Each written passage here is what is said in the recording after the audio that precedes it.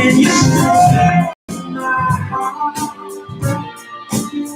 I was living all in love. Sun don't shine, I'll get by without you. I was lost, but now I'm found. Turning around, it was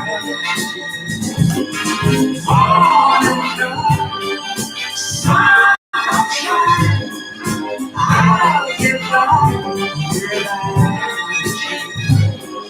I was lost, but now I'm found. Turning around, it was. Hey!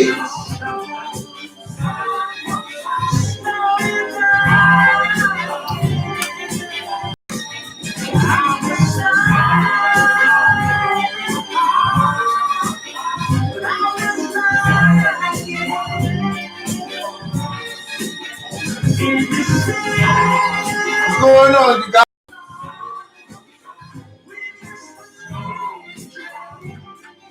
It's Monday. What's happening? What's happening?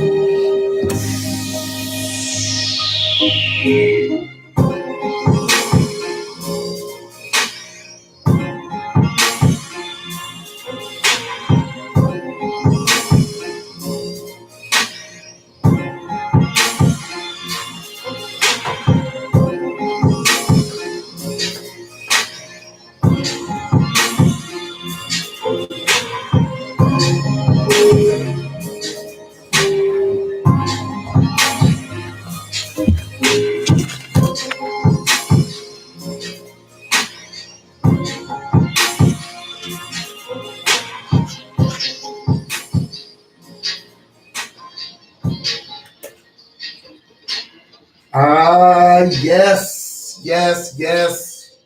Monday. How is everyone doing? My name is Tyrone Irvin, and this is Soapbox Heroes. I'm so glad to be with you here today on this Monday. Spending time with each other. Some people, you guys were on your way home. Some people are already at the house doing what you do, making dinner, hanging out, watching the game, reading the book. You know, some people still at work, some people still grinding, some people doing what they have to do, you know, later into the evening, later into the afternoon. We right here in Houston, Texas. This is KCOH 1230 AM, The Source, and my name is Tyrone Irvin, and, you know, it's a pleasure to be here with you today. I got some things that I want to talk to you guys about. We're going to get into it, but before we get into the situations and the topics at hand, I want to talk about expectations. I want to talk about expectations, and this is just something that's on my mind real quick. When it comes to work, there are some people who are expected to, how do I say this? You know, have a certain look with their work, or have a certain look with what you might acquaint them to doing this work. Like, let me give it to you. It's like this. I got some friends, I got some buddies, and you know, and even my dad, he called me, he said, hey man, how come people think that I gotta be dirty to be working? How come I have to be dirty to be working? In some people's mind, if you're not out there and you're not slanging mud and you don't got 55,000 pounds of cement in your wheelbarrow, then you're not working hard. What is this perception of working hard having a certain look like? You know, could you work hard and, you know, you have to do a lot of thinking. Thinking can be hard. Thinking can make you tired. You know, 10,000 pounds of cement on their back, and much respect to anybody who does. But all I'm saying is when we talk about work and we talk about expectations, why do we expect everybody to work and look a certain way? And I'm not going to say everybody, but, you know, let's say somebody was blue collar and then, you know, they work hard enough to where they're not blue collar anymore, or when they become the boss. Maybe that's a better scenario. Maybe that's a better way to put it. How come when somebody who is, you know, in the trenches right along with everybody else, when they elevate out of those trenches and they become the boss, how come other people can't look at them like, hey, you're the boss? For example, when you go to the grocery store and you see the manager and the manager isn't outside grabbing the baskets and bringing the baskets inside, do you look at him and say, hey, manager, how come you're not outside busting down the baskets? Just something that I worry about, something that I wonder about. Hey, hi, Mom, how are you? It's something that, you know, I think about. We have these conversations and we get into it, and there's so much that, you know, that we, you know, topics at hand, and things to talk about. And once again, this is Soapbox Heroes. My phone number is 713-668-1230. The phone number is 713-668-1230. Is this something that came from generations past? You know, it's a hard day's work.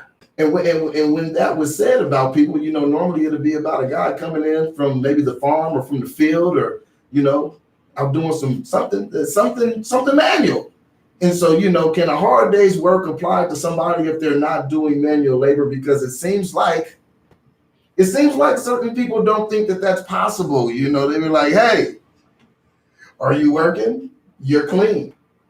Are you working? You're clean. And this is a conversation I just had, and it was on my mind because the person who told me that actually works very hard. And it's kind of funny because this misconception that if you're not dirty, you're not working. This person worked and worked and worked more than anybody else that I've probably seen with my own two eyes work physically.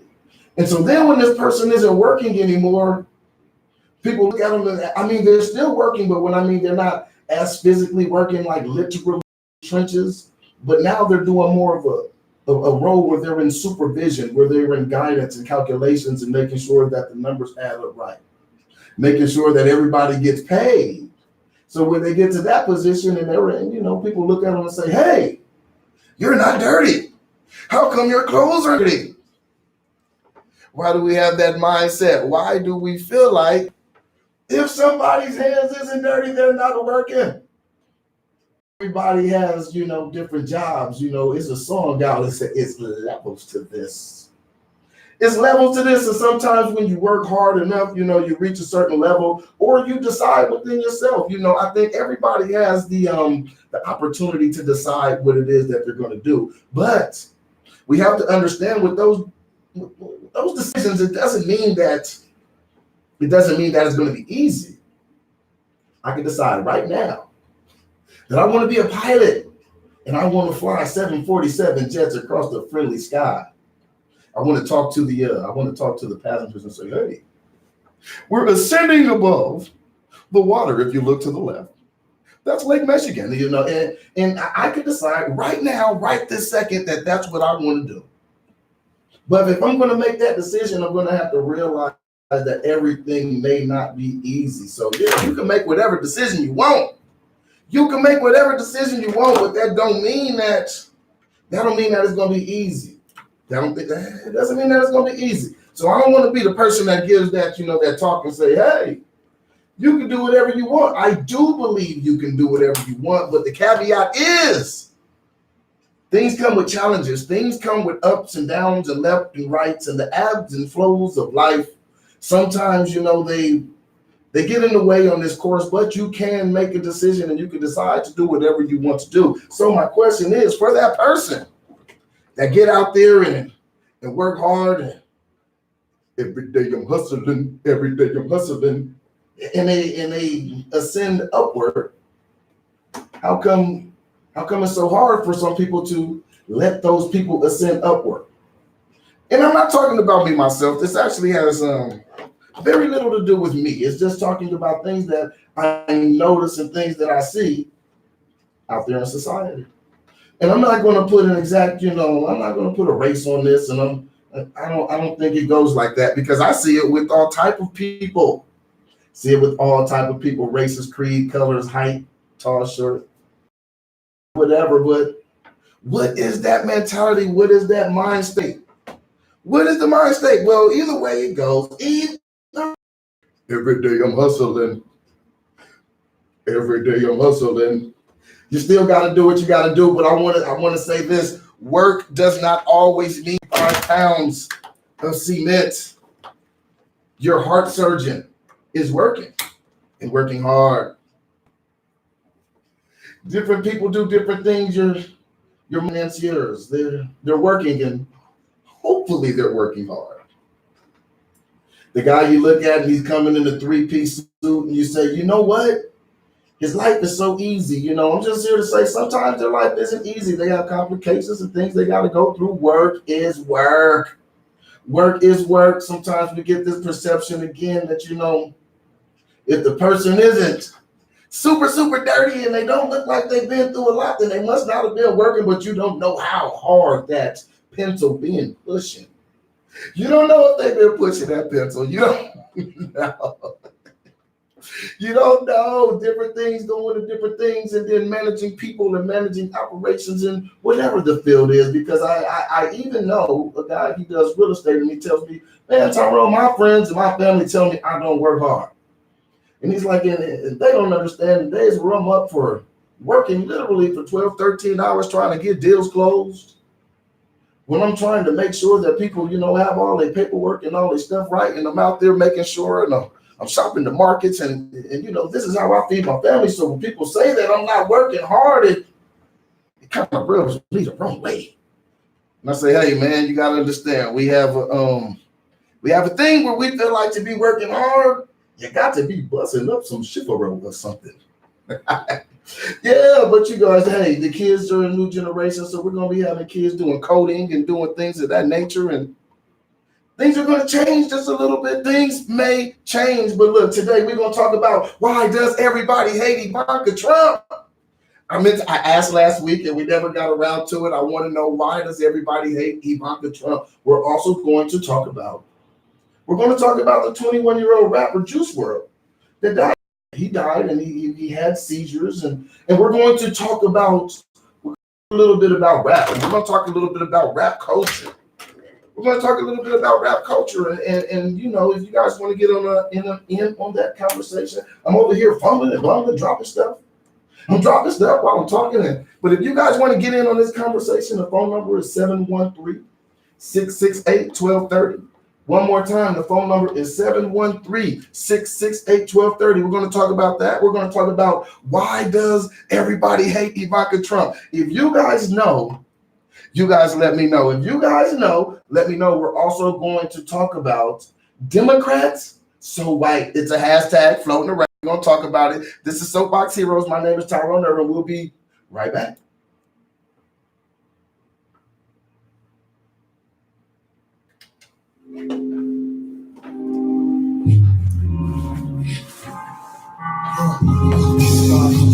Bumbling and bumbling the phone. You all got baby. What's going on, you guys? What's the word?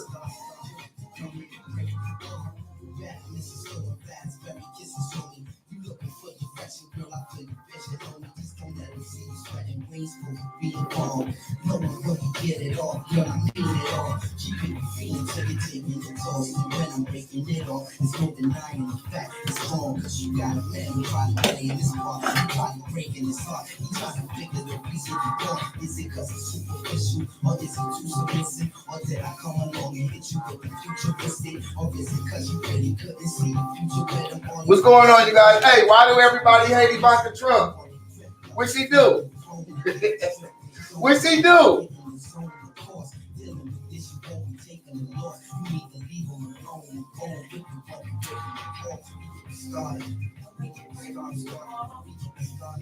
Hey Shannon, hi, how are you? Why everybody hate Ivanka Trump? Yeah, baby.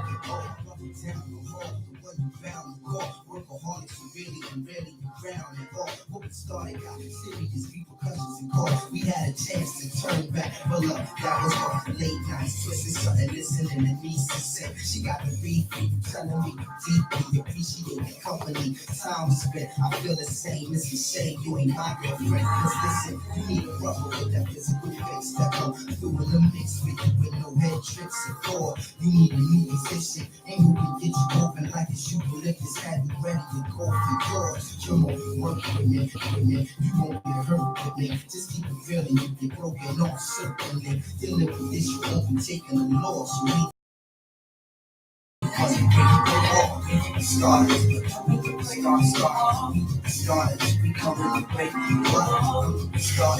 What's going on, you guys?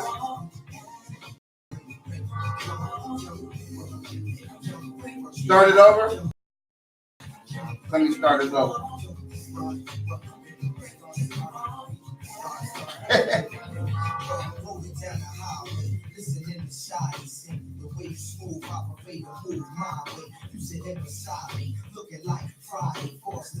That's what I said. That's what I said, Shannon.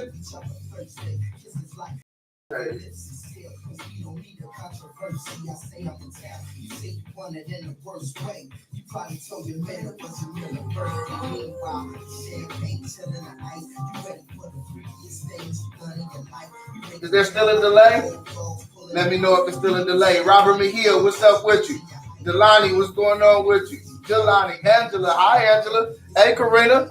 Hey girl.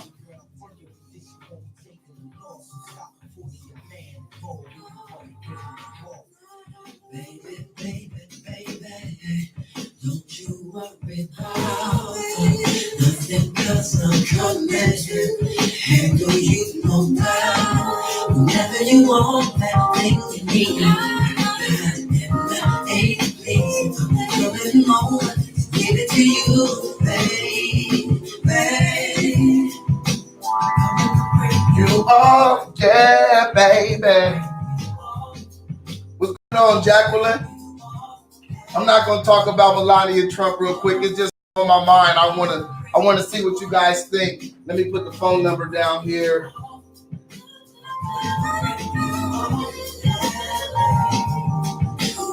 Seven 713-668-1230.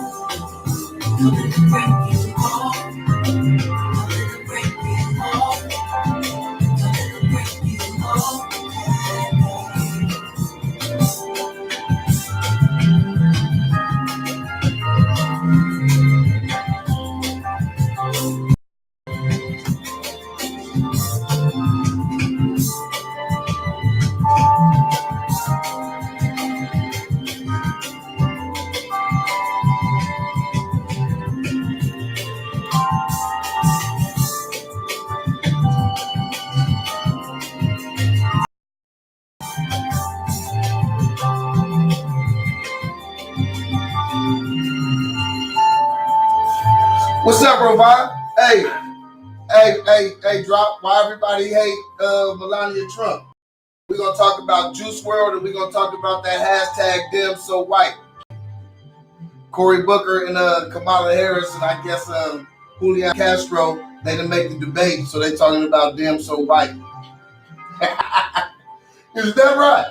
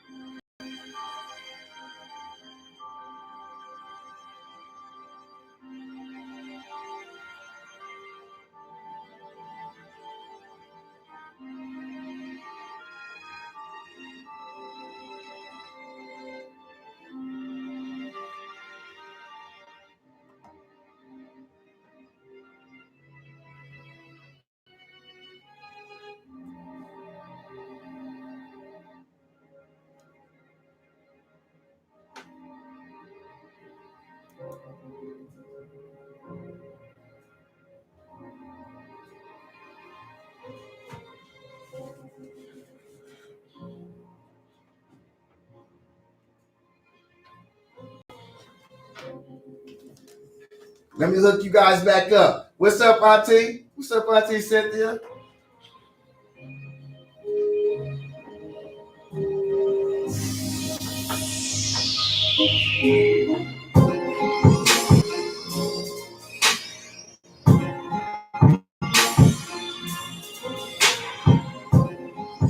Yes, welcome back.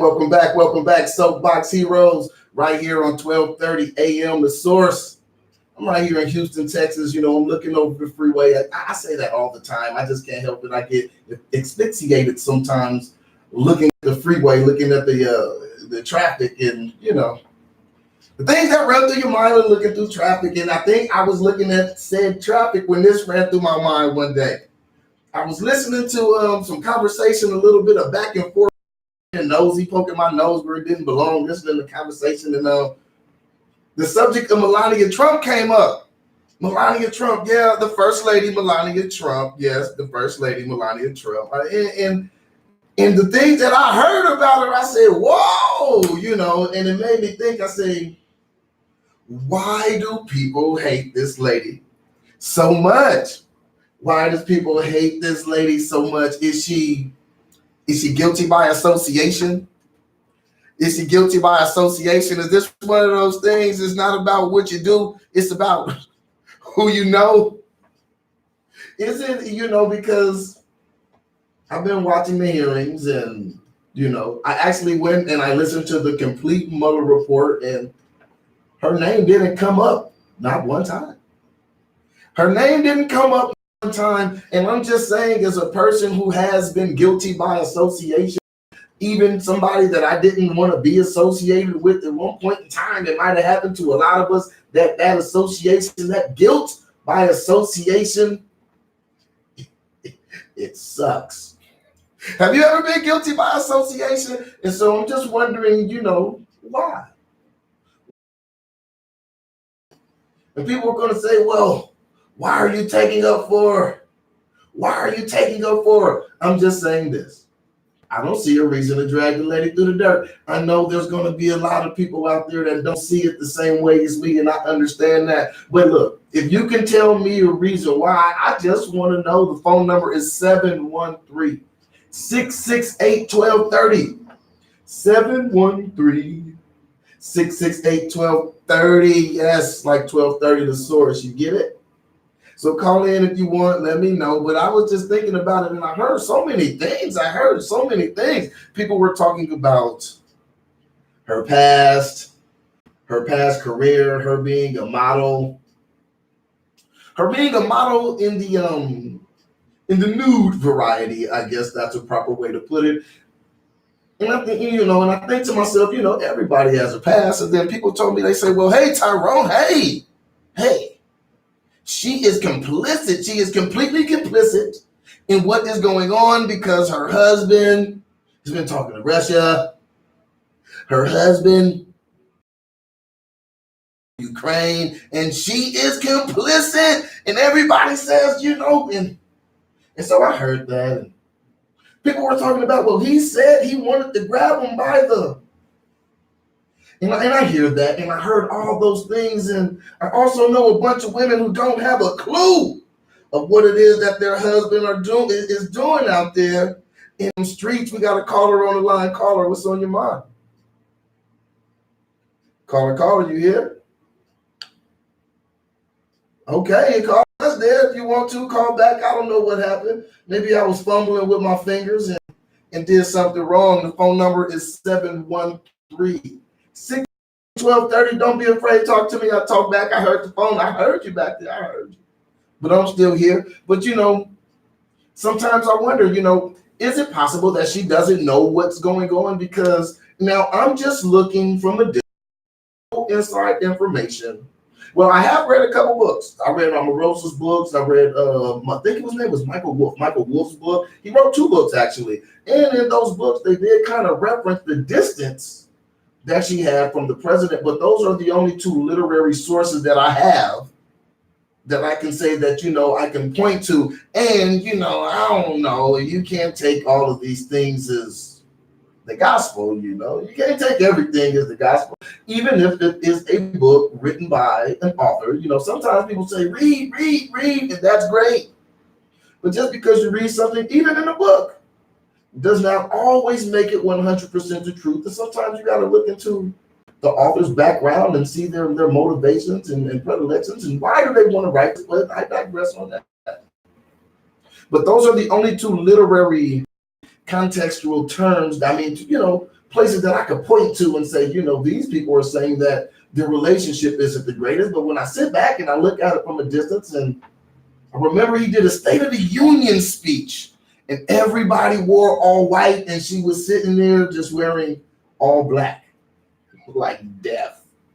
Is it possible that this lady may not like him either? And do we dislike her across the country, throughout these conversations is simply based on the merit and the character of her husband? Now, see, when I say that word, her husband, do know that carries a lot of weight. There's going to be people that, she's still married to him, Tyrone. If she was such a moral person, and if she was on the moral high ground, and she would have left him, Tyrone. I get it. I do. And it's not even that, I spend so much time thinking about her or this subject. Is just something that just popped my mind because it actually goes to more than just her, because there are other people out there that are guilty by association. And sometimes we associate guilt with association. And I do know that it don't always feel good, what everybody in your crew is doing. You don't know what they be doing when they go home. You don't know what they be doing when they get out the car, they pound you up and they say, I ain't dead. You don't know. And like I said, and then I do know, let's keep it real. Let's keep it real, men. Let's keep it real, women. There's a lot of men, the women don't know what they're doing out there, and sometimes it's created like that on purpose, for the anonymity of the project. To keep what you're doing a secret. If you don't know, you can't get indicted. And that looks like a lot of the problem that they're running into, in the impeachment inquiry, those the direct words coming from the direct mouth. And so you got to remember who you're dealing with. And so, like I said, I'm just throwing out there some other possibilities and some other things that may be going on in the situation. And then, too, just think about it. Could you imagine the pressure that would be put on her from inside the White House, inside the Beltway? You got the RNC. They're going to be like, you can't leave him now. All that's going to do is just let them, get fodder to saying that he's unstable. His wife left. He must not be stable. And so I'm sure she has varying pressures. Now again, this is just me talking. I'm guessing. I'm just getting a different perspective because I did see how fast people were to say, I hate this lady. She did it. She did it. And I'm trying to say, I haven't seen on the news anywhere. I haven't seen her name anywhere. I haven't seen that. She done it. And just in the sake of fairness, just in the sake of fairness, I thought that I would, talk about it because, again, I'm sure some people listening today, you don't want to be guilty by association, especially if you don't know everything that person is doing. You'd be like, hey, how are you guys doing? Everybody giving you the cold shoulder. Everybody giving you the cold shoulder. You reach out to shake their hand, they turn around. I don't know you. I don't know you. And it's not literally based on anything you have done. It's based on some things that someone else done. I even remember back during the Lewinsky scandal. During the Lewinsky scandal, I remember people saying, well, you shouldn't judge Hillary Clinton based on what her husband did. Relations with that woman. And then that little blue dress came out. And then people, and Hillary was out there swinging. She was swinging uppercuts, rights, and lefts. She was giving out knockout blows. She was standing by her man. And people said, we can't judge her on what her man has done. We got to call her on the line. Call her, what's on your mind? This is Soapbox Heroes. Hey. Why do everybody hate Ivanka Trump? Why does everybody hate Ivanka Trump? What she do?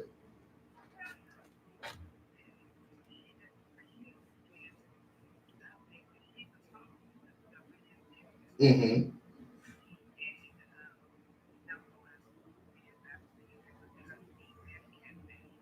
The bullying.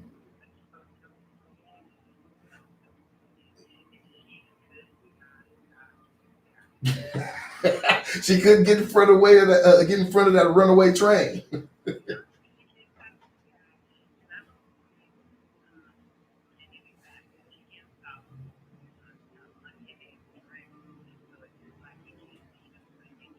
Okay. So you think that she just finally got complicit? Look, do you think it's possible that she has some type of forces within the White House, within the administration, trying to keep her there? Because that is bad optics if the first lady say, "I'm out of here."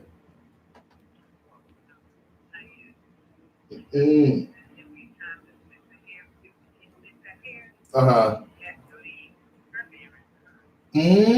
Oh yeah, and see that's another aspect that you brought in is the son, and sometimes when it comes to splitting up, breaking up is hard to do. Isn't that a song?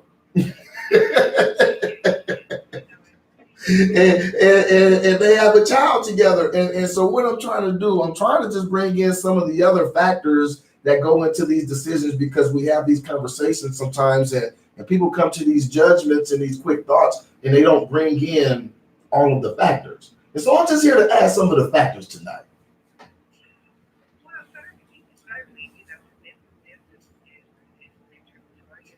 Okay.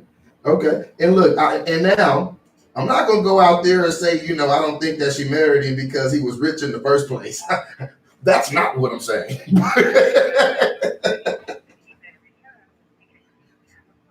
Right. That's not what we're saying. That's not that look, put that on blast. That's not quite what we're saying.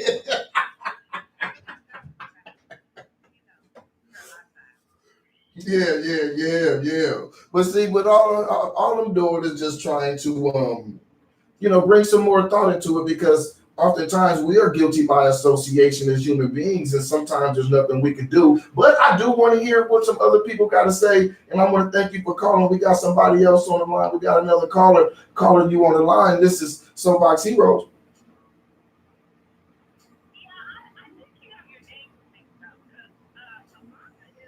Melania, oh my goodness. Yes, his wife. And look, now those are two different stories. And thank you. Look, I wrote it down wrong, and I've been just going on it all day. But yeah, let me ask you, why do so many people hate it? And look, let me check the record. It's Melania, and I thank you for calling me because I could have went on for hours just completely wrong. So thank you.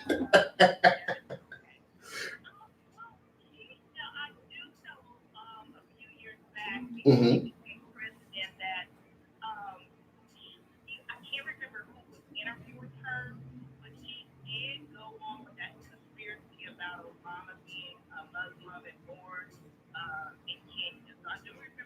Okay. But as far as now, I really, I don't know.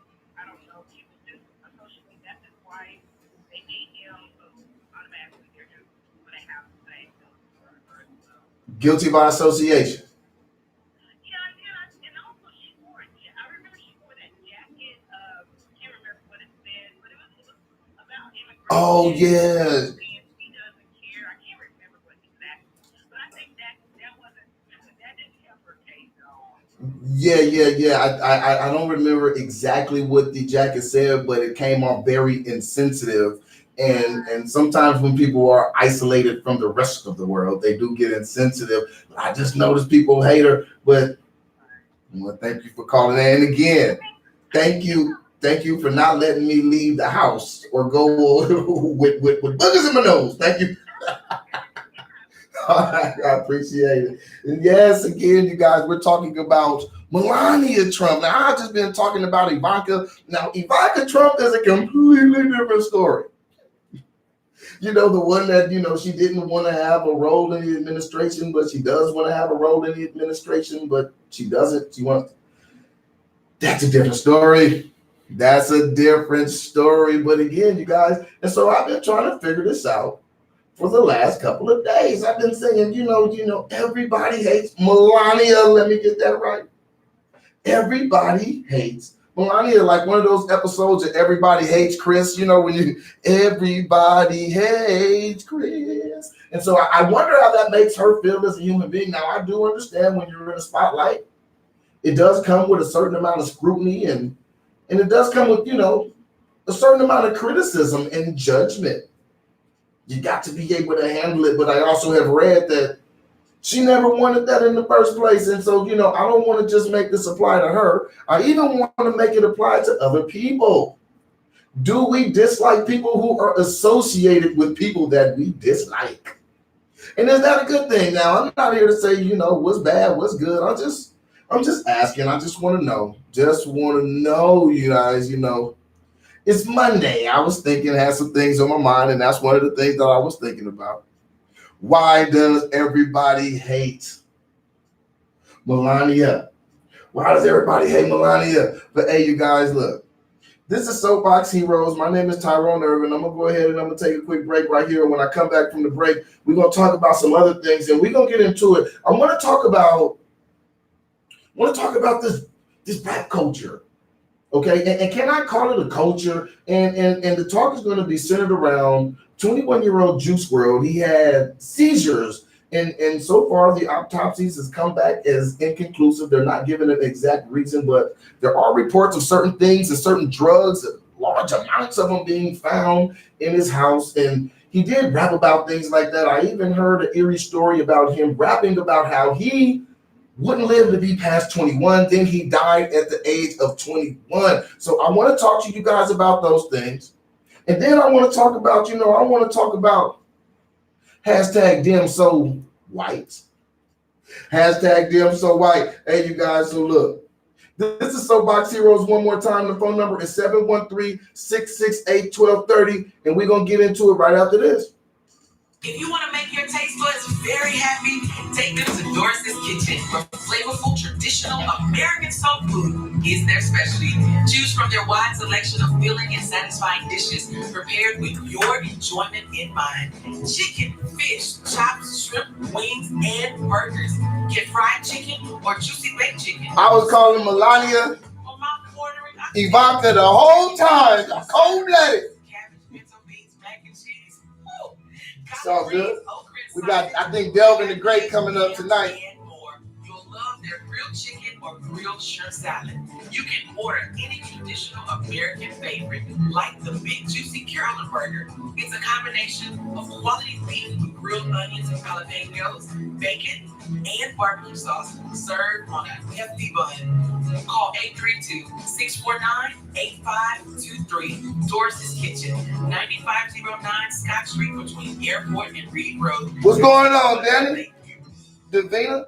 So what's up with these rappers, these kids? Call Taylor Electric at 832-287-5340. 21 years old? John Taylor has over 40 years of experience residential construction, as well as comprehensive home remodels. Taylor Electric also makes service calls when you need an electrician to handle those specific issues. Like, that's young. Now you're a baby. Reports that faulty electrical wiring causes over 50,000 house fires each year.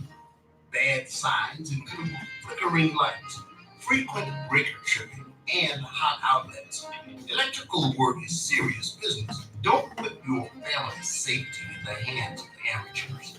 Call the pros at Taylor Electric, 832-287-5340, 832-287-5340. That's Taylor Electric. For all of your electrical needs, call Taylor. You really don't understand me. Hey man, don't you realize in order for us to make this thing work, man, we've got to get rid of the pimps and the pushers and the prostitutes and then start all over again clean. Look, nobody's pushing me anyway, okay? I mean, not you, not the cops, nobody does. I mean, you want to get rid of the pushers, I'll help you. But don't send your people after me. John, can't you see that we can't get rid of one without getting rid of the other? We got to come down on both of them at the same time in order for this whole thing to work for people. Look, nobody's closing me out of my business.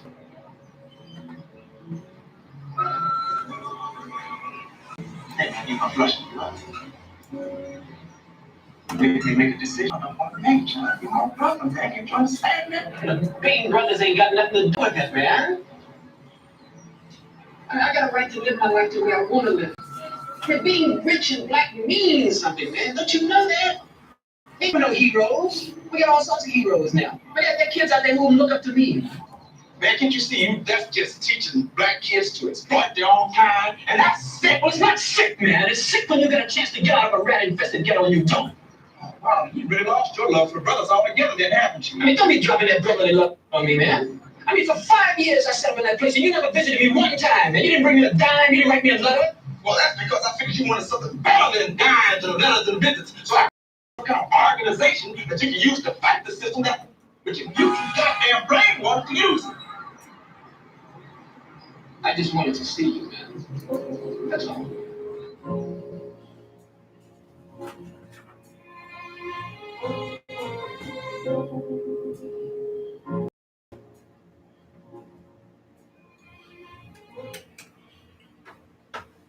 Rapper died at 21 years old. Juice World. And look, I'm gonna tell you guys how I got acquainted with Juice World. My youngest son, he walked up to me one day and he said, "Dad, hair like Juice World." I said, "Who?" He said, "Dad, I want my hair like Juice World." You know, he sobered his voice a little bit. He put a little bit of baritone in his voice. He said, "Dad, I want my hair like Juice World." And I looked up Juice World. And when I saw Juice World, I saw a young kid, you know, a young kid rapping, you know, doing his thing and, you know, trying to make.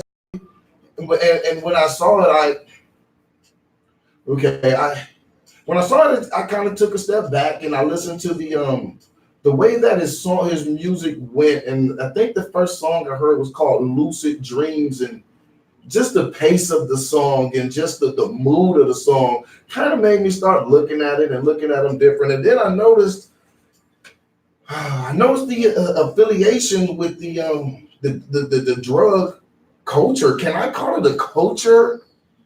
Can we call it a culture? Can we call drug use a culture? And how would I be to act like it's brand new? How would I be to act like it's brand new? A lot of people saying, well, these youngsters are doing this, these youngsters are doing that. And when I sit back and I think about it, you know, people have been overdosing on drugs for a very long time. There's been different eras where it seems like if you want to call it a drug culture, kind of spikes and go up and go down. But let me get to this about Juice World. FBI agents found codeine, 70 pounds of marijuana on plane rappers on Juice World on him after death. Wow, on a plane after death. So yeah, 70 pounds on the plane. So that right there is, how do you get that on the plane? Because you still have to take off in, you know, from in the United States airspace, and They still check you, but that's a whole nother story. Let me get into it. Rapper died at 21. FBI found prescription codeine and 70 pounds of marijuana in the oh, somebody, let me shut that right there. Start that over one time. You know, somebody, I'm hitting too many buttons at the agents found prescription codeine, 70 pounds of marijuana in the plane of the rapper Juice World as writing before his death. NBC News reports. Juice World, whose birth name is Gerard Higgins, died shortly after his plane landed at Chicago's Midway Airport early Sunday. He was 21 years old. According to NBC Chicago, police officers said FBI agents was landing at about 1:30 a.m. local time because they suspected the rapper had contraband. So the FBI was coming to arrest him. Wow. Okay, now that's a turn. I didn't know that the FBI. Okay, so the FBI was coming to arrest him. Cough syrup and 70 pounds of marijuana was on the plane. 70 pounds of marijuana. What happened? Juice World went into convulsions during the search. The agent administered Narcan after the rapper's girlfriend said he had been taking Percocet opioid painkillers. Chicago police spokesman Anthony Gilligamy said the rapper woke up but remained incoherent. According to Chicago Tribune, he was transported to Advocate Christ Medical Center in Oak Lawn, where he was pronounced dead at 3:15 a.m. local time. An autopsy was completed on Sunday, but no toxicology test results were still pending. The medical examiner said foul play is suspected in his death.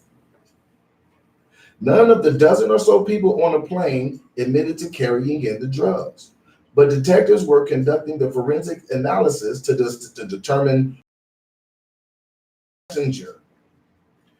Oh, wow. Okay. Oh, there's more. 3 guns, metal piercing bullets, and high capacity ammunition magazines were also found during the search. So how did they find all this? They had armor piercing bullets, 70 pounds of marijuana, codeine, and they're flying around with this stuff, and he has seizures during the search. I wonder if it was the anxiety of the seizure, the anxiety of the search that prompted the seizure. I don't know what it is. And I was thinking about a few things, and I was thinking about these kids and their hectic tour schedules. Their hectic tour schedules. Sometimes when you sign that dotted line, you literally sign that dotted line. You sign your life away. As far as time and things that you want to do, and you have pressure and obligations and things of this nature. But is this an overall snapshot of today's culture? Now, we could go back in time and we could see other people in other eras who had drug problems and even died from those drug problems. We even had people, we had legends who have exceeded different eras and even died later because of drug problems. So I hear a lot of people saying, you know what, these kids. But I don't know, is it just these kids? But what is it? What is it? And then when it comes to the guns and the drugs and things of that nature, why are we having this on an airport? Are we transporting these things? Are we living art, or are we making art what we live? You know, what is going on in these situations? I mean, the kid had a record deal. I'm not sure, and I can't speak to exactly his financial well-being, because we do know some of these deals aren't the way that they look from the outside. Sometimes the way something looks from the outside is fugazi. Sometimes it's pyrite. It's not exactly what it is, but I don't know if that's the case, but he's opportunity to make money just based on his name. Is he carrying something with him? And is this a culture? Is this a culture? Can we call hip hop a culture? Can we call rap the culture?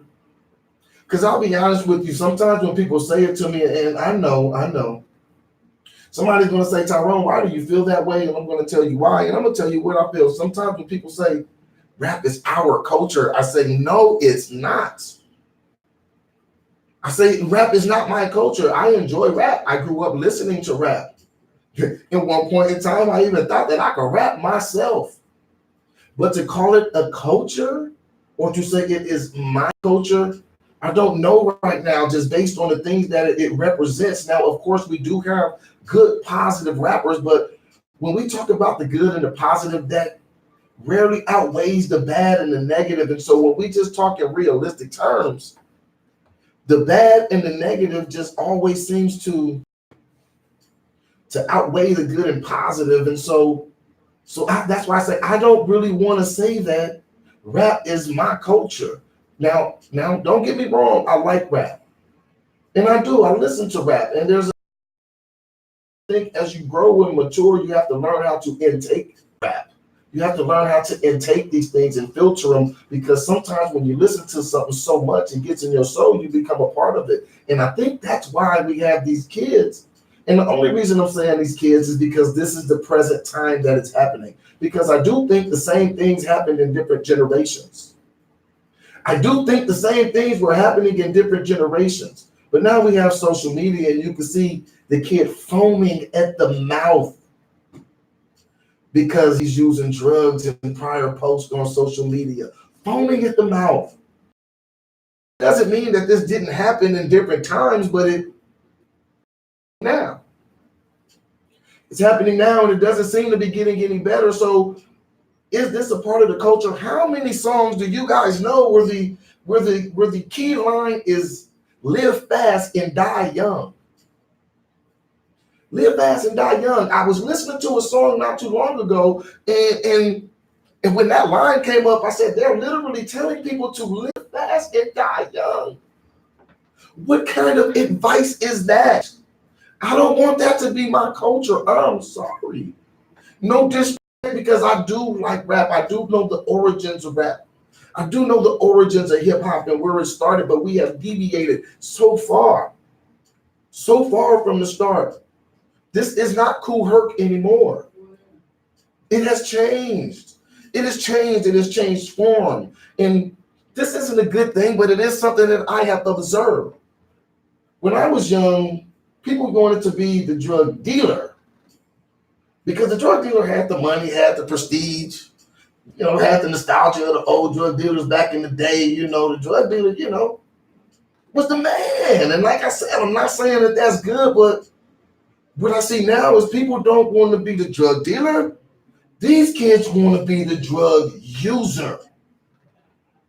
And that's when things are changing. And like I said, the first one wasn't, you didn't want to let your friends and your family know because you were almost ashamed of it.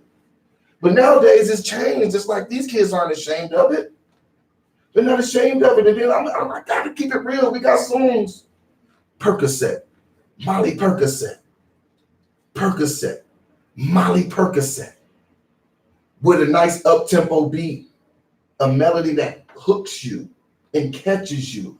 What do you do with that when you're 12, 13, 14, 15 years old and you're looking up to these people? And and we can't always say it's the parents because you can't monitor everything. Kids leave, they go to school, they go out the house. You can't helicopter parent all the time. You can't helicopter parent all the time, and there's so much that goes into it. And Delvin the Great stepped into the studio. I'm so glad that Delvin the Great has stepped in, and we're gonna be talking about it, And if you guys want to call in and talk about this, you guys let me know. Talk to me, I'll talk back. The phone number is 713-668-1230. One more time, the phone number is 713-668-1230. And don't be mad if I'm just saying, I don't at this point in time, why would I want to call something destructive my culture? Why would I want to say, because I hear people say all the time, rap culture, that's our culture, that's our culture. Stand back and look at it. Would you want to consider a car yours if you know that the car blows up at every light? Or would you want to say, nah, I don't really want that one right there. You know, the nostalgia of the car is cool. I don't necessarily want to jump in and take a ride in that car because the car seems to keep blowing up. How many rappers are we losing due to the things that surround rap? Is that your culture? Is that our culture? We really gonna have to talk about 12:30 a.m. My name is Tyrone Irvin, and this is Soapbox Heroes. I am here with Delvin the Great. We're gonna take a quick commercial break, and we're gonna come and we're gonna get right back into it. For all of your electrical needs, call Taylor Electric. What's up, Bill? What's up, man? This weekend I had to file a couple emails. The man was trying to hold me back. He didn't want you to be great. Man, he wanted me to be great, man. Here goes your headphones right here. He's like, oh, you gonna be on radio? I'm like, I get emails. Get this work. Get this work. Man, y'all got this thing like, man, y'all could have done none of them crimes, man. All y'all do is play your mixtape. You could have done none of that. DJ Queen used to have a line on one of his songs. He say, his boy said they gangster ain't the flat. Bad signs, including flickering lights. I just don't get it, man. Breaker tripping. And you want to avoid that kind of stuff. Electrical work is serious business. Put your family's safety in the hands. What's going on, you guys? Rap culture. Is rapper culture? Is rap our culture? 287-53. Call. We can talk. Phone number is 713-668-1230. If you want to make your taste buds very happy, take them to Doris's Kitchen. Who we got right here? American soul food is their specialty. Choose from their wide selection of filling and satisfying dishes. Your enjoyment in mind. Chicken, fish, chops, shrimp, and burgers. Yeah, so get fried chicken. that's the rap culture. Is it our culture? On my ordering, I still 40 years like this. Even his Change. collard greens, okra and sausage, black peas. We're going to get into it in 2 seconds, y'all. Grilled chicken or grilled shrimp salad. You can order any traditional American favorite, like the big juicy Carolyn burger. Yeah, this time I got all the songs. I got everything ready. already ready to go. Served on a hefty bun. Call 833 All that. 509 Scott Street between Airport and Reed Road. Your taste buds thank you.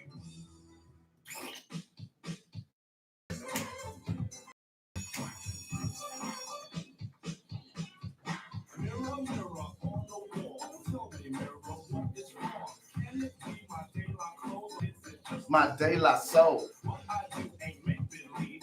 People say I sit and try, but when it comes to being daylight, it's just me, myself, and I. I don't It's just me, myself, and I. It's just me, myself, and I. Now you tease my one style and my one second coach. You say plus 1 and 2 are hippies nowhere. Now that's pure always pushing that we form and there's no need to lie. When it comes to being plug one, it's just Me, myself, and I. It's just me, myself, and I.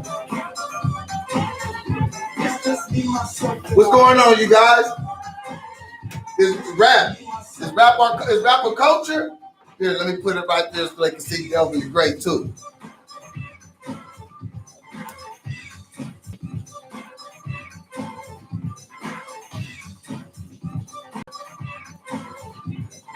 I'm proud of what I am. Homes I speak, I plug too tight.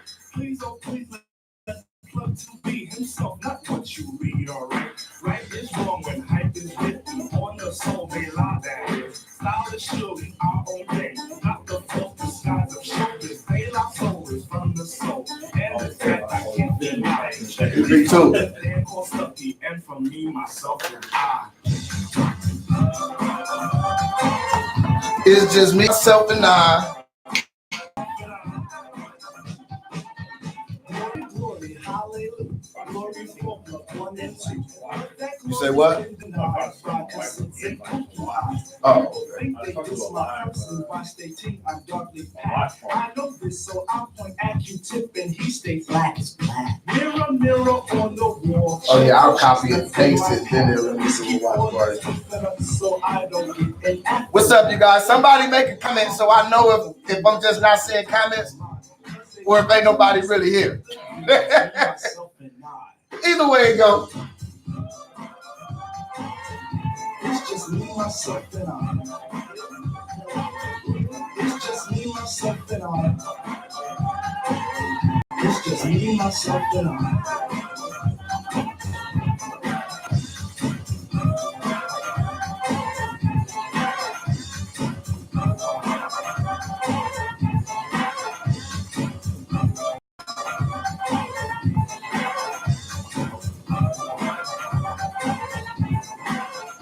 Let's go to comments.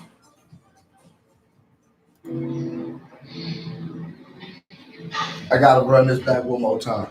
You really don't understand, do you? Hey, man, don't you realize how I don't either. this thing work, man? We've got to get rid of the pimps, Oh, yeah. prostitutes, and then start all over again clean. Look, nobody's pushing me anyway, okay? I mean, not you, not the cops, nobody, man.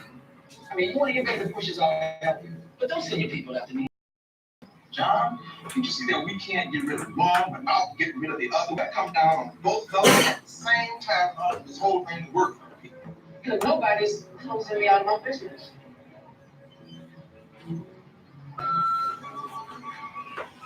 And you keep on flushing. We make a decision on what to make, John. You know, brothers, man, can't you understand that? Look, being brothers ain't got nothing to do with it, man. I mean, I got a right to live my life the way I want to live it. I mean, being rich and black means something, man. Don't you know that? Being poor and black don't mean living in different times. When you and I were young kids, I mean, there were no heroes. We got all sorts of heroes now. We got kids out there who look up to me.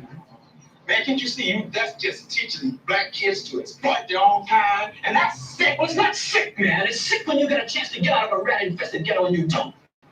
Wow, you really lost your love for brothers altogether, then, haven't you? I mean, don't be dropping that brotherly love on me, man. I mean, for 5 years I sat up in that place and you never visited me one time, and you didn't bring me a dime, you didn't write me a letter. Well, that's because I figured you wanted something better than dimes and letters and visits. So I tried to create some kind of organization that you can use to fight the system, but you goddamn brain wanted to use it. I just wanted to see you, man. That's all.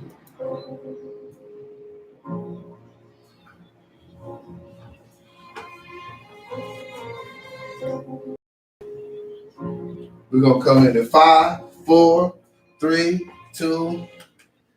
We back. Soapbox Heroes, and look, we're gonna keep talking about this. We're talking about Juice WRLD, the rapper, 21 years old. He died. He had convulsions. And look, you guys, we got my man. We got Delvin. We got Delvin, the expert in the house today. Delvin, what's going on with you?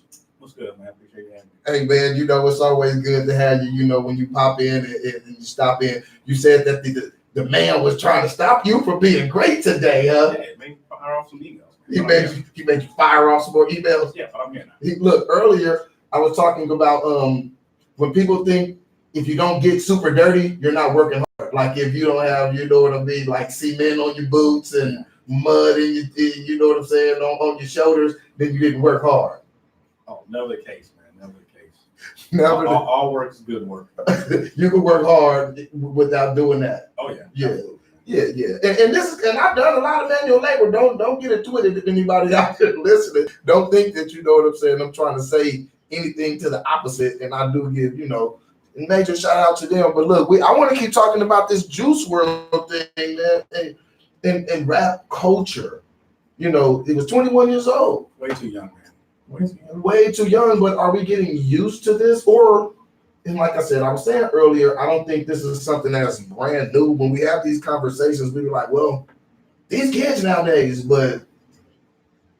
Yeah, I mean, when you have access to that kind of drugs and alcohol and things like that, especially you don't have the foresight and presence of mind to say, you know what, I want to find something else to do with, with my resources, or you don't think there's anything wrong with it because you see a lot of people around you doing it. Right. You don't have any, there's no breaks, there's no filter in there. And same way what happened to MC, man, he gets away from it. Yeah. You know what? And it says that it was a dozen other people on the plane with them. And so when you're talking about nobody having no foresight or no oversight or no supervision, it's like, wouldn't somebody out of a dozen people say, hey, we probably shouldn't be flying with 70 pounds of marijuana and codeine and guns and bullying, what is that? Piercing armor, piercing bullets and stuff like that. Like this is what they was rolling with. They was rolling heavy. When I say rolling heavy, they were, so riding dirty. That's clean. Man. Yeah. But what I'm saying is it something that runs perpendicular to what the culture is? They rapping about guns and shooting people. Is this culture mimicking? Is this art mimicking culture or life, or is this life mimicking art? I think it's more. Here's the thing. This is one of those things where whatever you reward, you're going to get more of it. Okay. So they're rewarding, the drug culture, not just the selling it, the doing it part. Exactly. It used to be just the selling part. Well, that's Well, people used to celebrate being a drug dealer, and I'm not saying that that's great. Don't if your kid you're listening, not endorsing selling drugs. We're not endorsing that. But there was a difference. Kids wanted to be drug dealers, not drug users. And like I said, I was referred to a video where this young man was foaming at the mouth, I think earlier this year. And it's like, these things are becoming commonplace. Well, I keep saying becoming commonplace, but it's already been commonplace. We had Whitney Houston a few years ago. Yeah. And she was from another generation, but still the same thing. Yeah, and I think the difference between Whitney Houston and a lot of the stars from the past, this stuff happened. It probably happened a lot. Mm-hmm. It's just it wasn't as amplified because of social media. Right. You just didn't hear about it as much. I mean, but it had to be somebody big like Whitney Houston or Jimi Hendrix. Something like that. You hear about it here and there. Yeah. It probably happened a lot more often than the public got wind of. It was a lot easier to hide and bury it in a narrative, else as well. So you hear about it here and there, but it was never just a thing where it was hit close to home like that. Mm-hmm. Somebody your age. Yeah. And then too, I also got to remember that we have to keep in context that sometimes we do talk about these things in a vacuum. And I'll be honest, if we're only around Black people, we think that these things only happen to us. But sometimes I do want to make sure that we step out the box, because we even got to remember Amy Weinstein, and there's been other people. And so that's why I want to make sure that I don't just say, well, this group, but I'm talking about hip hop as a whole, because, when Amy Weinstein overdosed, she didn't have body armor piercing bullets with her and guns on the plane. And so those are the other parts that go into it that maybe, is that a culture that, let me ask you, Delvin, would you want to say that the present culture or the present perception of rap culture is indicative of you? Yeah, not me. I'm a lot older than those guys. Not a lot. It's the body armor. It's not like I like it and I enjoy it for what it is. It's entertaining, but my takeaway from a lot of the hip hop now is not like, I can really identify with these guys. They're speaking to me. Right. You know what? And I'll be honest with you. And I've told this story. I might have was telling you. I took my son swimming one day, and we were in a swimming pool. And we're in the suburbs. You know what I mean? And there's these 17, 16-year-old kids out there, and they rapping like, kill this, murder that, kill this, kill that. And it just got to me after a while. I asked them, I said, do you guys know anybody that lived that type of life? And they just looked at me, and I said, no. I mean, really, do you know any killers? Do you know someone to point to and say that man's a killer? Those guys probably couldn't change a flat. Not only could they not change a flat, they don't even know nobody that knows someone like the people who they were rapping about. Yeah, you grew up in the suburbs. As my mom would say, you are not from the streets. Yes, but they're feeling it and they're acting like that. And and then some of these kids go out and they perpetuate some of the same things that they're hearing. You're like, why are these rich kids acting up? Or why are these kids in the suburbs acting up when they have every opportunity? So I want to know, is the music really affecting the kids that much? Because a lot of the time, people don't want to just say that. People say, oh, what about movies? What about video games? And I could say those too. Yeah. But I definitely think that the music is making a difference. Yeah, the music does make a big the difference. It's coming from your peers. It's usually coming from somebody on your level, not that far removed from you. Some game developer or some movie director. That's not somebody that you really identify with. That's one of your peers. So the music's a lot more 17, 18, 19. This is coming from somebody your age. Yeah, the music is coming, like you said, when it comes with a game developer. You may never see that game developer, but when you have somebody that drop a song, they'll drop the song so the art's there, and they'll go ahead and do what we call put poetry in motion. So they'll start acting out, the likes of what was in the song. Remember the movie CB40 back in the day? When CB4, it really wasn't their life. Yeah, and there's probably more of that than anything. A lot of these guys, they grew up in the suburbs. They probably have 2-parent households. Parents probably still married. They've never done any of that stuff. Yeah. And what makes me kind of reflect and shake my head sometimes is when you have the older rappers out there putting out these lyrics and putting out this image like they do certain stuff that they never do. Never do. I smoke this, I do that. And they don't do none of those things. No, they pay their taxes. They pay their taxes, they're upstanding citizens, and their children go to private school. But they put out this image as if there's something that they're not, but then these young minds just attach to that image, and then you end up seeing the same thing. And that's why I say sometimes, is it really life or art imitating life? Because that's what people say. I'm starting to think it's life imitating art. Yeah, I agree. Well, this kind of came up too when Nipsey was assassinated. Okay. About him staying in the communities, him giving back and opening businesses in the community. The Marathon store in the Grove if he wanted to. Yeah. But he didn't. Versus, maybe like NWA or those guys, they left. Like Dr. Dre lives in Calabasas. He is not still in Congress. Well, Dr. Dre has never been a gang member. And and I even remember I used to listen to, like I still do, like Ice Cube. And I remember Ice Cube lyric when he said they shouldn't have never let a crazy guy like me free. And then when I grew up, I was like, Ice Cube have been to jail. What do you mean they should have never let you free? And so you know what I'm saying? So this twist and turn of actual events has been going on. Yeah. You see what I'm saying? It's something that has been going on. Some of your most gangster-istic rappers are the least gangster people that you know. Right. You see what I mean? But what is it leaving as an impression when it comes to the children, though? Yeah. They believe this stuff. Yeah, this is just entertainment. It's passed off as an autobiography of an artist, and not, hey man, I'm telling a story about somebody that I know or somebody that I grew up with, but this is not my actual life. And see, and now it is but they're making it their life now, though. I'm talking about the younger rappers, and so it looks like they create this image of themselves, and they feel as if they have to go ahead and fit this image.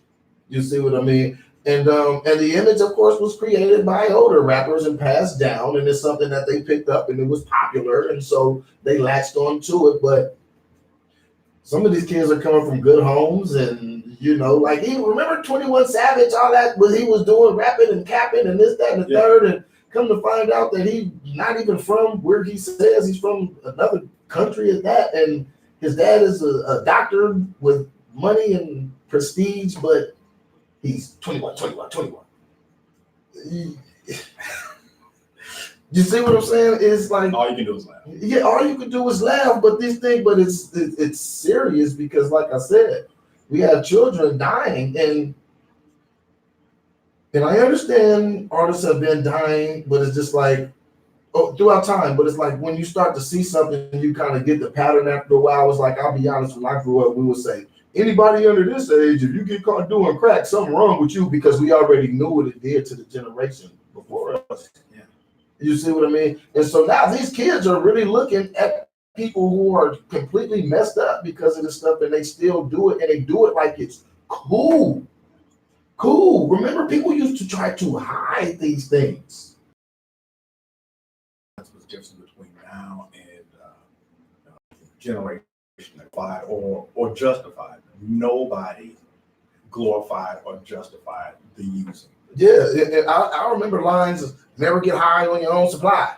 Exactly. And now they get high on everything. Yeah, let's just do it all. Everything. And then we have the proliferation of prescription drugs also doing its damage as well. And so, yes, I also think that we need to do more looking and paying attention to the pharmaceutical companies and the distribution of these drugs as well, because somehow they're getting their hands on these drugs and they dying of these drugs. Yeah.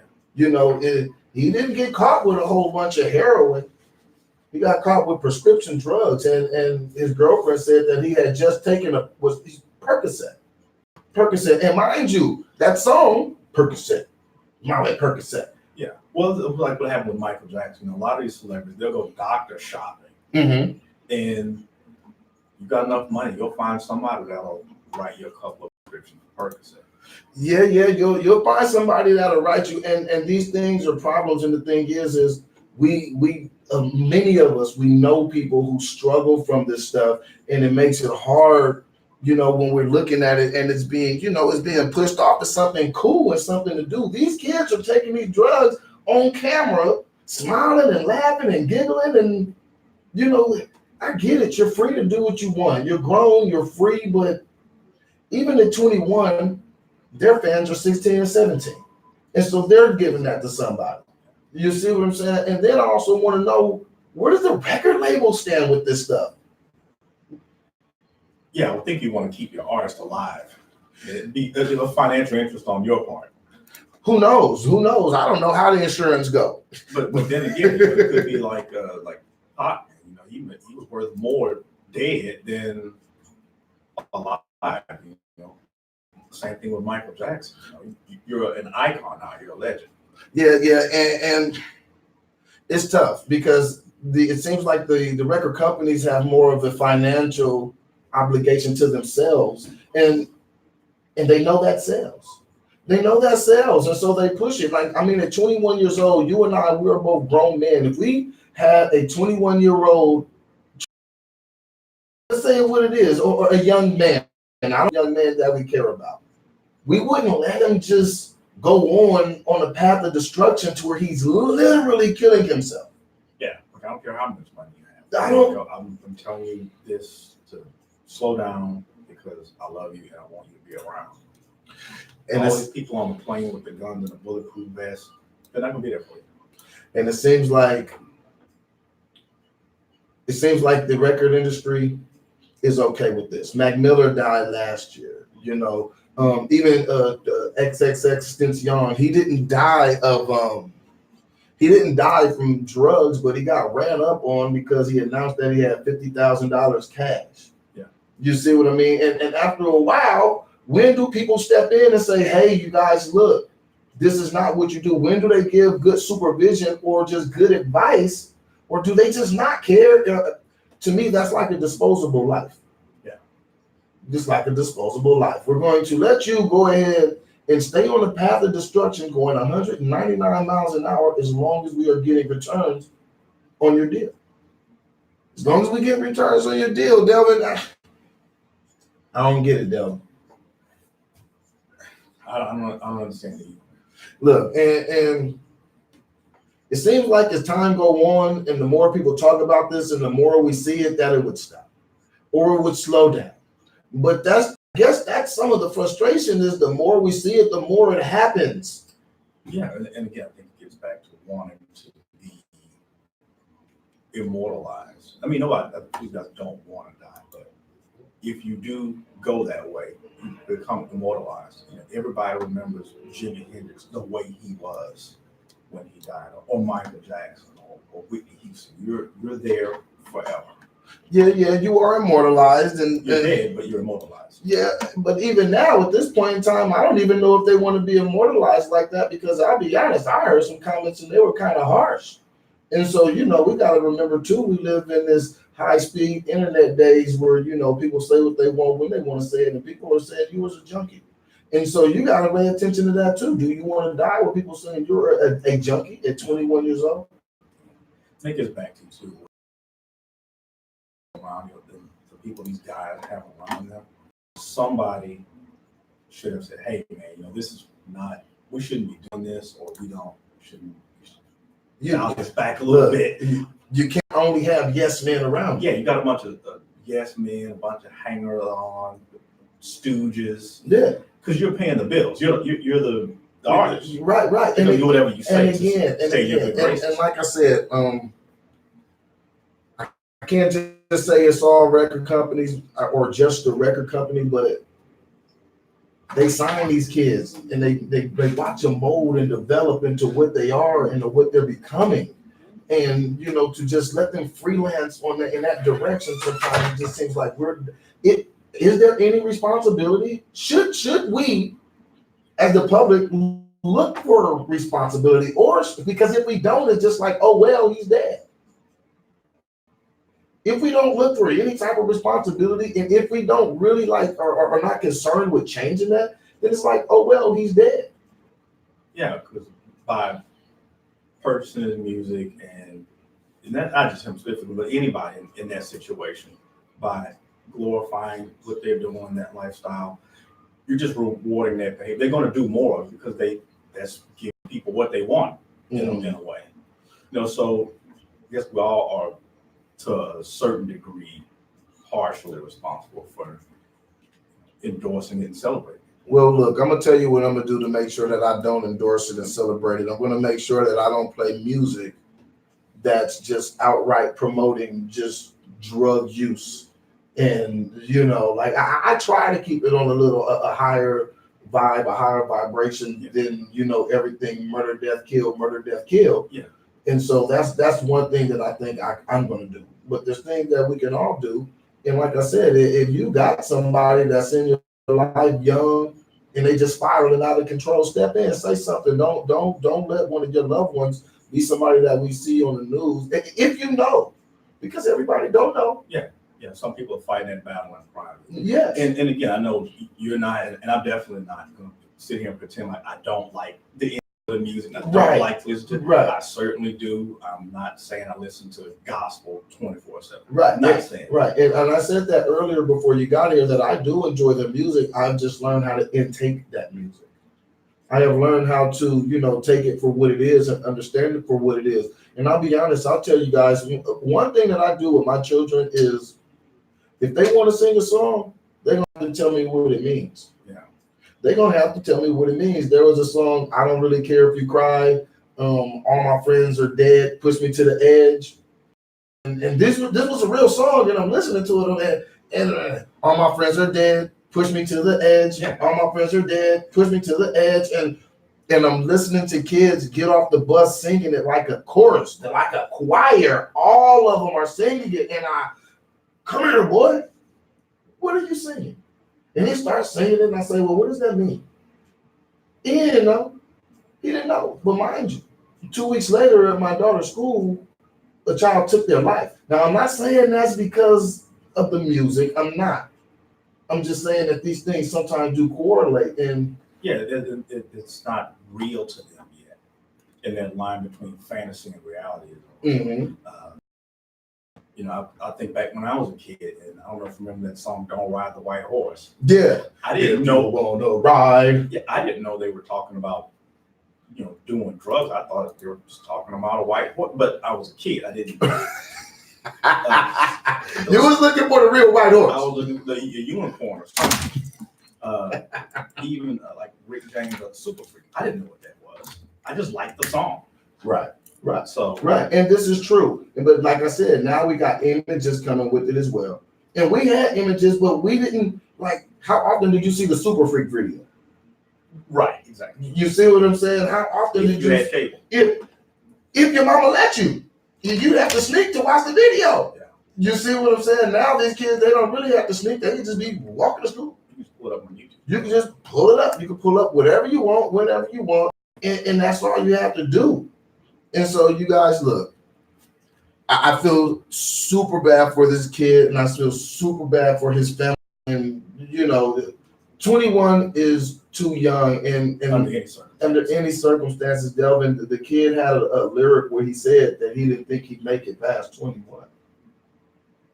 He literally said he did not feel like he would make it till he was past 21. And you know what? I'm going to have to say something because I do try to equate things basically and boil it down to what it is. And if it's not just in general, then I'll say it's not just a general thing. But generally, the reason why I say hip hop, I don't want to say rap is my culture, is because it brings the most violence. So even when we get past the overdoses, we got to talk about the beef constantly. We got to talk about the rappers that have been murdered over the last few years. It's so many people. I'm sure people don't have a clue how many they were. I was looking the other day, and they just go on and on and on. Yeah, I mean, you never would hear about like Guns N' Roses and Aerosmith beefing. Never. It may happen. Never. I mean, it may be behind the scenes, but gunplay. Gunplay. I mean, is it Aerosmith ever getting a shootout? Did Ozzy ever get into a shootout with Marilyn Manson?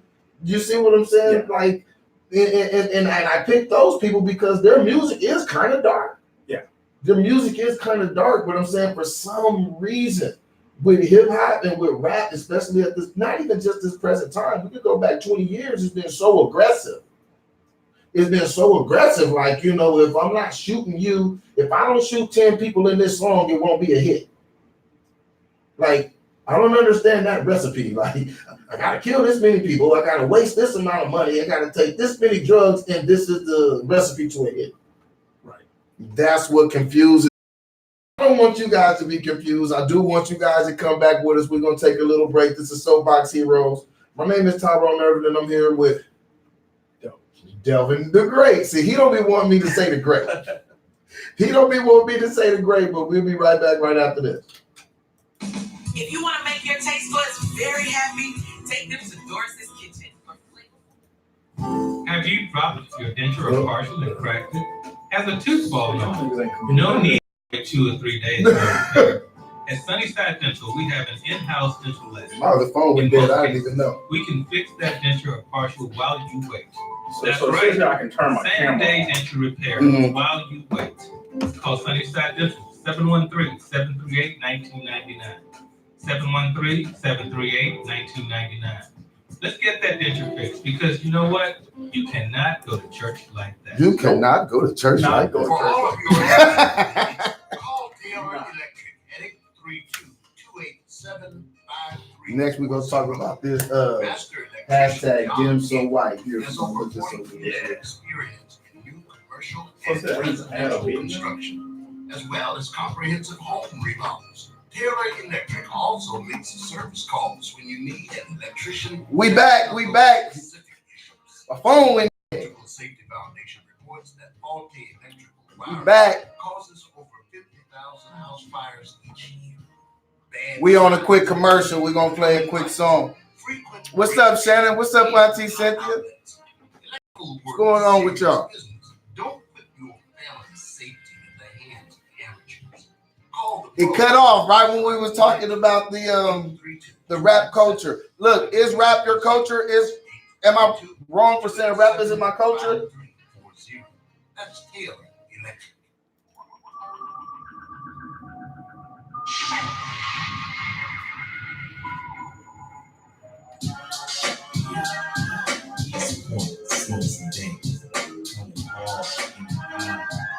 And then look, and then I go put on, but it's different. Yeah. It's different. They talking about, look, I can't encourage just sipping lean, popping pills and perks, like not in public, not where you playing it for other people to consume. You know what I'm saying? Well, like, you don't do none of that stuff.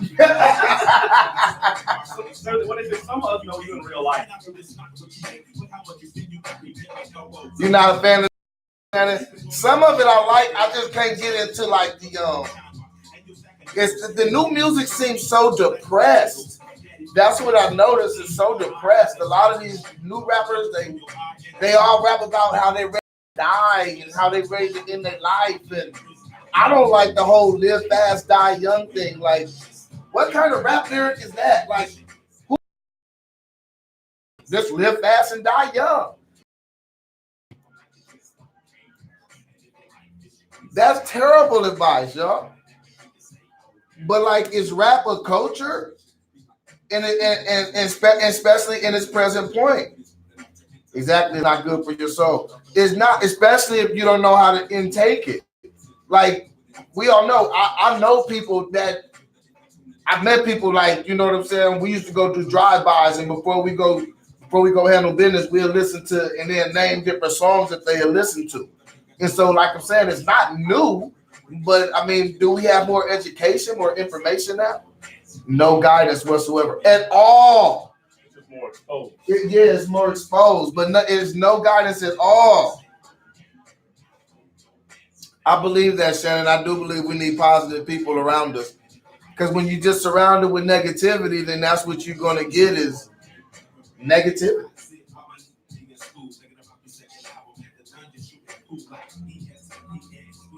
What they say, if you're around 9 broke people, you're bound to be the 10th. It's not black culture anymore. It's pop culture. That's what's trending. Yep. These people are easily influenced, in my opinion. I think so. And Shannon, especially when they're young, we're going to talk about this a little bit more when we come back. Especially when they're young, they're easily influenced. They're growing with this stuff. And a lot of people will say, well, what about music? Or what about movies? And my thing is like, okay, 2 things can happen at the same time. You can get bad influences from movies, but you can get it from music too. And music is repetitive, especially an artist. If you like an artist, you may like the same artist for 10 years. A movie, you're going to forget about the movie the first time you see it. But education, you got to teach your kids how to listen to the music, I guess. Yeah, teach your kids the difference between fantasy and reality. Yeah, we'll talk about this a quick second, War, in the last couple minutes.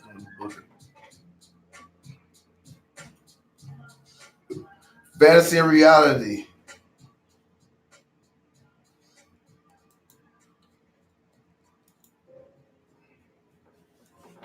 All right, we back on, you guys.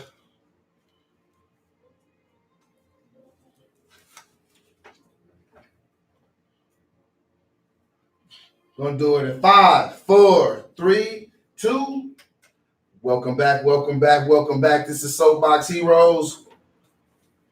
Oh man, and this topic, it's Monday, and sometimes you want to be light and jovial on Monday, and and a little fun. It's a little fun. We'll have some fun in a second, but look, let's go ahead and close out this topic because we have some people commenting on Facebook, and they're actually making some wonderful comments and things as well. And what are people saying? And Shannon says that the kids, they have no guidance, and she says that the music gets into your soul. And and I do agree with her. And what did you say? Teaching the kids what the difference between fantasy and reality. Fantasy and reality, Delvin. I think that's very important when we talk about this. I really, really do. And we're talking about movies. You know what? That might be the new approach. Let your kids know that rap is just like a movie. No. It's fictional.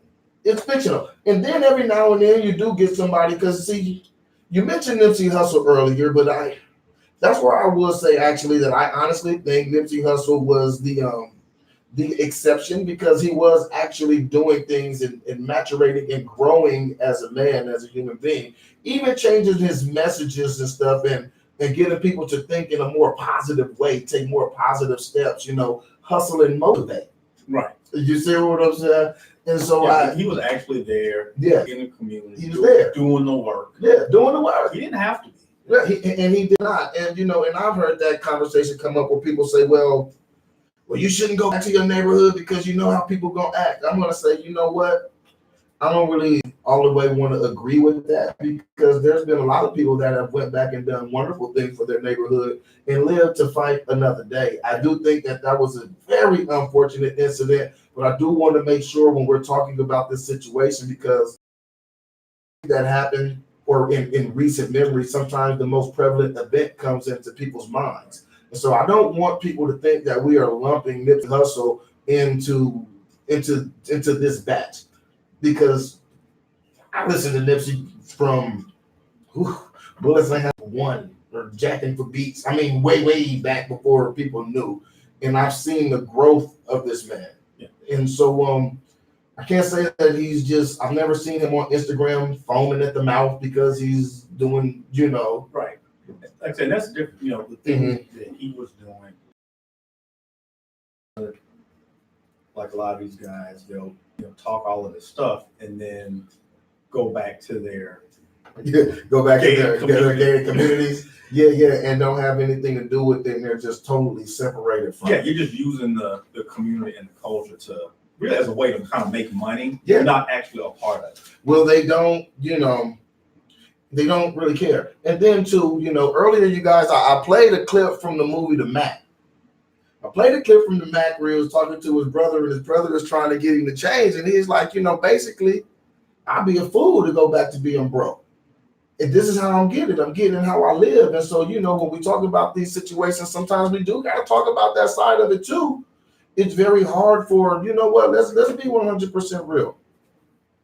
It's kind of hard. Let's say you're a child and some of these kids and a lot of kids and just, okay, we black. There's a lot of black people that grow up in poverty. And even if not just in object poverty, low middle class for black people is still poor. And I don't think people understand that. You can't go to all the basketball tournaments. You can't get everything you want. You can't get every pair of shoes. Just because you got one nice pair of shoes don't mean that might have been your mama's last dollars.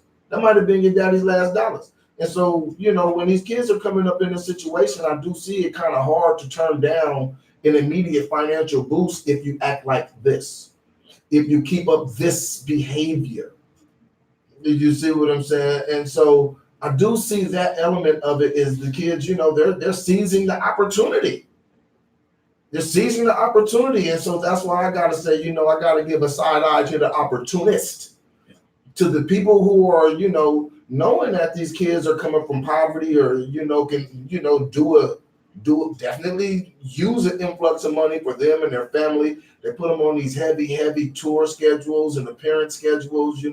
I even had a friend of mine and he told me, I signed a deal and it was so overwhelming. I didn't even know that I was me sometimes. I had never felt like I was a possession more than I felt when I signed that deal. Now, everybody in the world knew my name, but I felt like a possession. I was not in control of my own life. You see what I mean? Because people don't always understand that end of the deal too. And so we see these people, they popping bottles, living life, but it comes with the territory. They don't even always want to be doing that. They don't always want to be doing that. And so, I just had to give the other side of it because there is another side. Sometimes we do just go hard on one side and I don't want to seem like I'm just going hard on this kid because I'm definitely not. I don't know his life and the mitigating circumstances and the way that he was grown. Yeah, we don't know what he was dealing with. Right. Handling the fame. Right. Notoriety. Right. The stress that came along with that may be his coping mechanism. Exactly. Rightly, wrongly. So. Right or wrong. Yeah. Right. It could have been his coping mechanism. And you know what? Everybody got one. And so I don't want to just say, I don't think it's right for me to just sit here and seem like I'm just judging the child or judging the young man. I don't want to call him a child. He's not a child, but judging the young man. Sometimes, things do go into this, and sometimes it's real easy to sit back on the perch and just point your finger. Yeah, we definitely don't want to be wagging fingers. Yeah. Say, well, you should have known this, you should have done that. Right. If nothing else, people around him, more mature people, should have taken a more active hand in guiding him and not allowing it to get as far as it did. You know what? And I think so as well. But like I said, and then a lot of times when families get money, people get quiet. Yeah. I'm not going to lie. When, everybody, let's say, the biggest drug dealer in your neighborhood, the mama is probably a good Christian woman, but when that money start coming in the house, she turn her head. Pops turn his head. And we can't act like this don't happen. But again, that's a symptom of never having something. And then when you get something, you accept things that you normally wouldn't accept just to maintain what you have never had. And so sometimes we get caught up in all these different parallels. And that's why I say it's not just as easy as. Yeah, it's not cut and dry. It's definitely not cut and dry, but I'm still going to say I love rap. I love hip hop. I love the essence of it. I'm talking about back in the day too, like Kool Herc, Kool Mo D. You can even come like to the West Coast. I remember King T and Alcoholics and You know what I'm saying? About Just, alcoholics. I know about the licks, catastrophe, Daz, and things. But things change. Things change, and of course, we do still have our good rappers. And I know there's a very good rapper by the name of Name Brand. And you know what? I'm gonna I'm gonna go somewhere with this. I didn't even think I was gonna go. One of the best rappers that I've ever seen or heard in my life. But he don't rap about, I'm gonna shoot everybody. I'm gonna kill everybody. He don't necessarily rap about, how many pints of lean he gonna drink. And so I wonder, and I honestly feel that slows him down. Because if he were to actually, and I'm gonna say it, don't get offended, dumb down his raps and just fit in with the everyday, he would be a household name. And so I think that's some of the problem that's going into this gumbo that we making right here, because it's a bunch of stuff that's going into it, but the things that people will accept to make somebody popular. Do you notice that, Delvin? Oh yeah. I mean, you got there's a certain spirit or the essence of the times, and you want to kind of get on that bus, and fit in as much as you can, but do just enough to stand out. And do just enough to stand out. Just the bare minimum to stand out. Yeah, but you know what? And when it comes down to it, I'll be honest with you. A lot of these rappers they're not doing nothing to stand out. They're doing the exact same thing. It's a recipe. And then you even got them with names like Little Xan. And there's a lot of little fill in the blank. a lot of little fill in the blank, but what they're rapping about is literally deadly. It's like, who needs a drive-by now when you'll just, take too many pills? Yeah. You see what I'm saying? Who needs a game when you guys are just going to get together in the living room and just drink too much lean? You see, death and negativity may take on a different form, but this is exactly the same thing. Yeah. I mean, back in the 80s, the biggest problem was people telling you got too many gold chains. Yeah. Now too many gold chains. Now it's like, how many bottles of lean do you have? Yeah. You see what I'm saying? Now it's how many, and 70 pounds on the airplane, and again, 70 pounds of anything is a lot. A lot. And I do know that some of the rules have changed, but I don't know about when it comes to transporting. You know what I mean? Like 70 pounds. That's not your personal stash. Well, you never know. You never know. And like I said, and these things do touch close to home, because we do know people that are struggling with this. And that's why it does bother me too, as somebody who know people who struggle with different addictions, to see people parade them on television and through the airways as if it's cool. It's not. It's not. And is that just the old man in me, Delvin? No, I'm just messing. No, really. It's not something I think that was popular when we were his age. Okay. And we used to even with the wisdom of time now, even looking back, like, you know what, I think we didn't do that for a good reason. Yeah, and I must admit, we always had a group of people who did what they was gonna do. Yeah. But like I said, those group of people, it seems almost if they would hide it. Yeah. Well, if you think back to New Jack City, when G Money was on doing the drug, it wasn't glorified. It was like, oh, I don't want to be that guy. Right. Yeah. But now people want to be the user. People want to be the user, wake up actively wanting to be a user. And like I said, man, you know what? If you're a record label and you hire somebody by the name of Little Xan, and somebody, I can't say it. I can't say it, but you deserve a pop, a oops upside the head. Yeah. Because come on, let's get some responsibility going on in here. And if we don't see that is a way of saying we really don't care about you at all. As a person, as a people, as consumers, and especially the person that's being used to push the consumption. Yeah, because let's be honest, they're not dumb. They know even though you may be 19, 20, 21, the average age of your listener or your audience is probably 14, 15, 16 on the high side. Yeah, and they know. I'm going to tell you how not dumb that they are.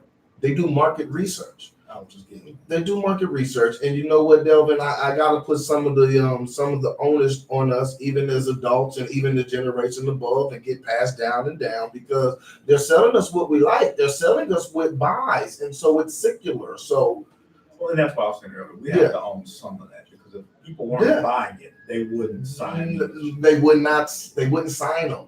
If people were buying rappers that rapped about financial success or testimonials that are positive, or even you get rappers who have been through the mud and really lived those type of lives, and they'll rap about the life that they live, but they'll also rap in there about how they're changing and progressing forward and make a movement and try to bring people forward. Yeah, if he was going to rap about passing the bar exam, no, they're like, get out of here. Yeah, but the only reason they say get out of here is because we're not buying it.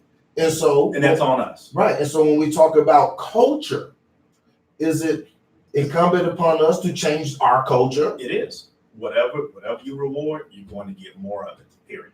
Say that again. Whatever you reward, you're going to get more of it, period. I don't care if it's culture, financial, if you pay people or you encourage people to engage in destructive behavior, you're going to get more of it. It's the same way they have an anti-smoking campaign. Yeah. You encourage people to not smoke, but people going to smoke. Yeah, this is true. And the more you promote it, the more you're going to get it as well. Yeah. The more you promote it, the more you're going to get it as well. And if you don't think that these record companies are strategic in what they do market analysis. They find out what you like. They find out what makes you emotional. They do the whole nine. They run the whole gambit. They spend millions of dollars to figure out what you like and to figure out what's in style and to maintain relevance in a competitive field. And so that's what they do, you guys. They're giving us what we asked for. And look, if you guys want to get in a quick phone call, we got a couple of minutes left. The phone number is 713-668-1230. And if you was on the line and I missed it, I'm sorry. We were just rolling tonight and just going on and going on. But if you want to get in a quick one, the phone number is 713-668-1230. But yeah, Delvin, it's been a lot of rappers that have died, man. A lot of rappers that have died at a young age. Too soon, and it's always something senseless. It's always something senseless. And so when people try to compare it to other music, and I find myself doing that too, I'll say the things that go wrong, and with the people the purveyors of other music, I'll say, well, these people overdose as well. I'll say, well, these people show this behavior as well. But I have to be honest, the behavior that I just cannot. Well, it's hard. It's hard to kind of use bad behavior to justify other bad behavior. Like when the cops pull you over, what do they say? Oh, you can't say, well, they were speeding too. Yeah. And the cops gonna say, well, Mr. Tyrone, I didn't catch them. I caught you. Yeah, that is what they're gonna say. You're absolutely right about that. They're gonna say I caught you, and but I still can't connect different genres of music to find a correlation. Yeah, what I mean, to correlate it with so much persistent and consistent violence. Yeah, exactly. That's what I'm talking about. The drugs run rampant in every kind of music. Yeah, okay, fine. Drugs run rampant with people who have access to those things, and they're around those type of people in those crowds. Yeah, fair enough. But I'm talking about the violence that's riding in the same car. Yeah. You see what I'm saying?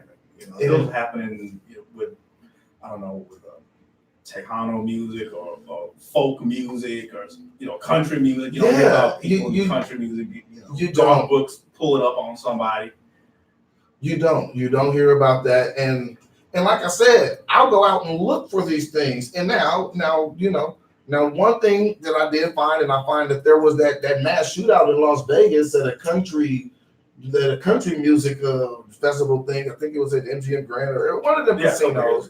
Yeah, but I still don't know if I can solely equate that with just the music. You see what I mean? When it comes to rap, you can equate a lot of these things directly to the music. Yeah.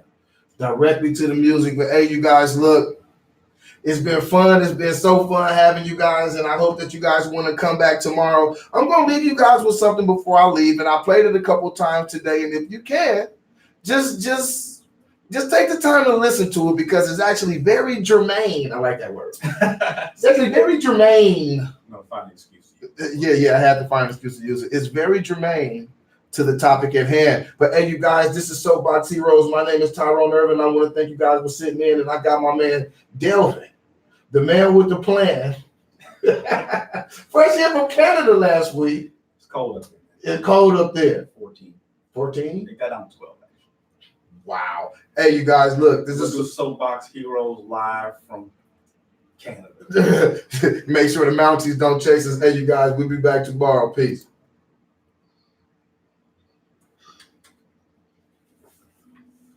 It's cold. Hey man, but you realize about us to make this thing work, man, we got to get rid of chaos, which is constitution. It's done all over again. Nobody's listening anyway, okay? I mean, not you, not the cops, nobody, man. I mean, you want to get rid of the bushes all after you, but don't send your people after me. Cause see, this is both sides. Yeah. Like he like, I gotta make money. Coming out on both of them at the same time. They got to do his thing. Like I said, it's different when you have cats that were in a poverty situation, and we're doing it so you can understand it a little better. But you know, I knew guys who grew up in the suburbs. I'm like, why are you selling crack? You live in the suburbs.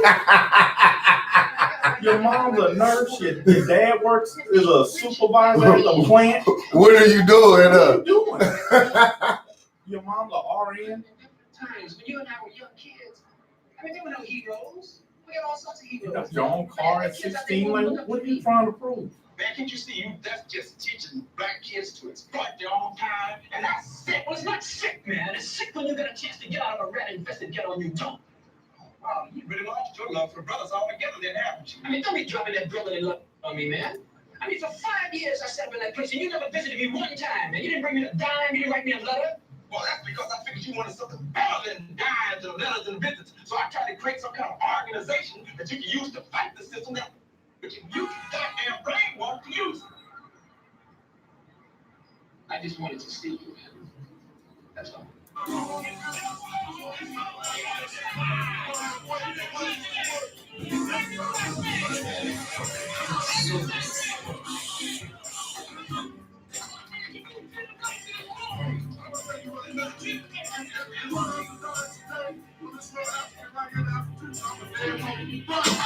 Wake up, jumped out my bed. I'm in the 2 minutes. I gonna sit here and say I don't dance to it. I gonna sit here. But I'm not gonna sit here like, hey, Tyrone's gonna pull up on somebody. Yeah. But that's what I say. It's about also learning how to receive the music. You know what I'm saying? Yeah.